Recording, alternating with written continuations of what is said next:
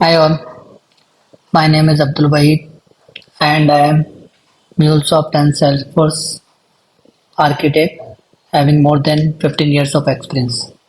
So today our topic is private space. So what is private space? A private space is a virtual private and associated logical space in Cloud Hub 2.2 in which to run your apps. So that means we are saying that we create a logical space for deploying the MuleSoft application. So basically, private space has their own network which can be configured, and there various settings which can configure for the particular space. So whatever the application will be deployed in this environment, that will follow the all the securities and protocols and rules and regulations which will configure for the particular private space. So now let's come to the main point, how we can create the private space. So for creating the private space, we have to go to the runtime manager, and in this runtime manager, uh, we will have option called private space. So basically, private space generally used for creating the isolated dedicated deployment target. But also whenever we need it, like in Cloud 2.0 for creating the static IPs, so we have to create the private space. Earlier it was like something else setting in Cloud Hub 1.0, but for Cloud Hub 2.0, if we needed static IP, then we have to create the private space. So very simple step is that we have to go and create the private space. So we have to give the name here, like I am giving the name like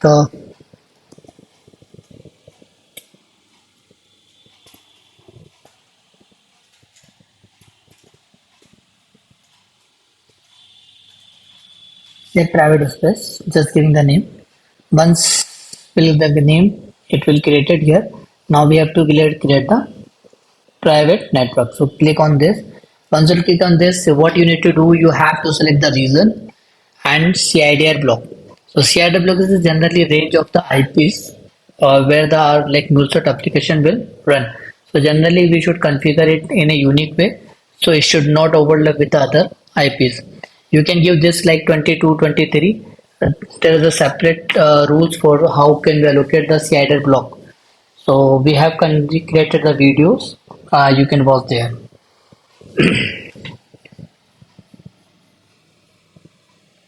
So I've just created.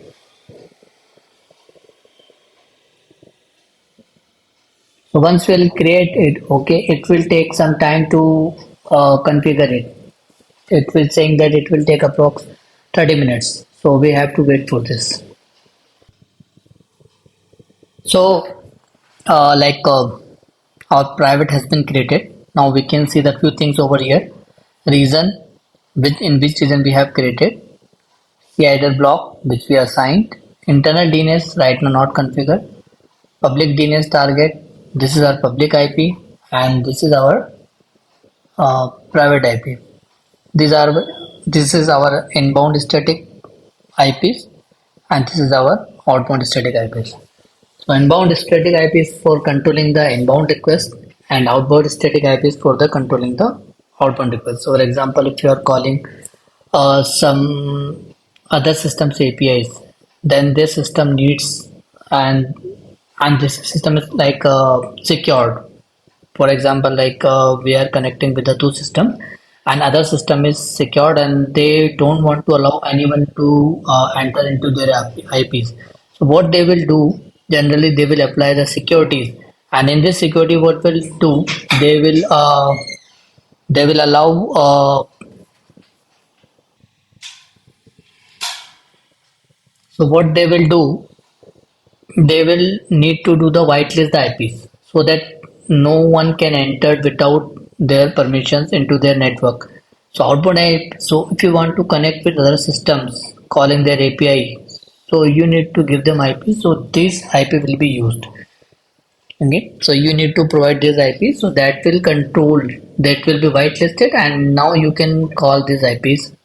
So why do we need the static IPs? This is another like topic, because whenever we deploy any application, the cloud hub, right, and we don't have private space or static IPs. So whenever application is started, then a public IP always gets changed. That means whatever the IPs are there, not the public, actually we can say dynamic IPs. So dynamic IPs will be changed whenever we start the application. But in the case of static IPs, it won't happen. How many types of application started, it doesn't matter. So this is all about the static IPs. Now, after this, let's create the VPN. So for creating the VPN, we have to create this and on this button, create connection. So click on this create connection button. Now VPN has option. Now give the VPN option, VPN name. I just give a SAP VPN. I'm giving the name. Click on the next button. And in this, what will happen that first of all, you need to give the remote IP. So whatever you have remote IP, you can pass it over here. Remote IP means like remote systems IP. So we need to ask with the system where we want to integrate or like we want to make the communications. We need to ask this IP from their end. Now we have to select the routing type. So routing type is dynamic or static. So in this case, we are using static. Local ASN. So right now, just keep it as it is default. Static routes like on which IPs the system works. So generally, we can give any IP whatever their system works. For example, 10.0.0.0/8 we are giving. So that means it is giving a range of IPs where actually local subnet works on the systems. Okay, so we are giving those range of these IPs. So all these things, and in advance, if we go, there's automatic tunnel, or we want to configure it custom way. So we want to go with the automatic tunnel establishment that will help us. So this is the thing. Now click on the create VPN.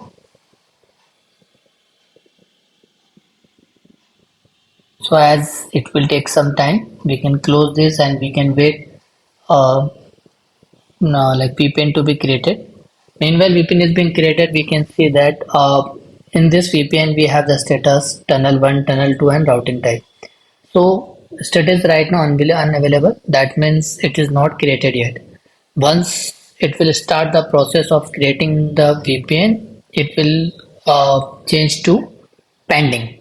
So once process is complete and we successfully created the VPN, then status will change to available. And if it is failed to create the connections or create the VPN, then its status will change to failed. So right now we can see like from unavailable it is coming as a pending, but it will take approx 15 minutes. So we can wait. Now, meanwhile, tunnel 1 and tunnel 2. So, these are the two tunnels. So, what does happen that MuleSoft provides a facility that once we create the VPN, it will automatically configure the tunnel as we saw earlier. So, automatic configuration, that means whatever the IP and like some keys will be provided by this tunnel. So, we don't need to worry about it. Once it is created, we just need to provide all the tunnel 1, tunnel 2 and other information to the network team where we want to connect. For example, if you are connecting with the SAP systems, then we need to provide this configuration to the SAP system. They need to configure at their end. If they will configure successfully, then tunnel 1 status change to up. So right now it is coming as a down, so it will change to the up. So let's wait for it, then we'll continue. So now our VPN has been created. We can see. So next step to connect this VPN to your external network. So just we can click on the new connection guide, and we have to select the device vendor. So if you have any kind of vendor which is listed over here, you can select those. If we don't match, then just select the generic. So in this case, I'm using generic. No, I think it is taking time. Okay, no worries. I think it is taking some time to confirm it. Let me refresh. I think it will work.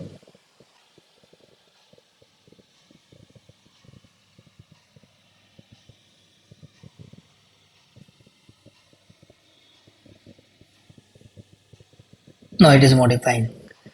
So just wait a few more time. So now let's try again. View connection, select generic 1.0 and generic. So just click on download connection guide. So it has been downloaded. So now what we need to do, we need to provide this configuration to the network team. So this is all about these sessions. I hope you like these sessions. We will later on cover like some other topics, how we can create domain, firewall rules, environments, advanced. Okay, so we'll cover in another video. Let us know your feedback. Thank you so much. We'll catch you in the next video.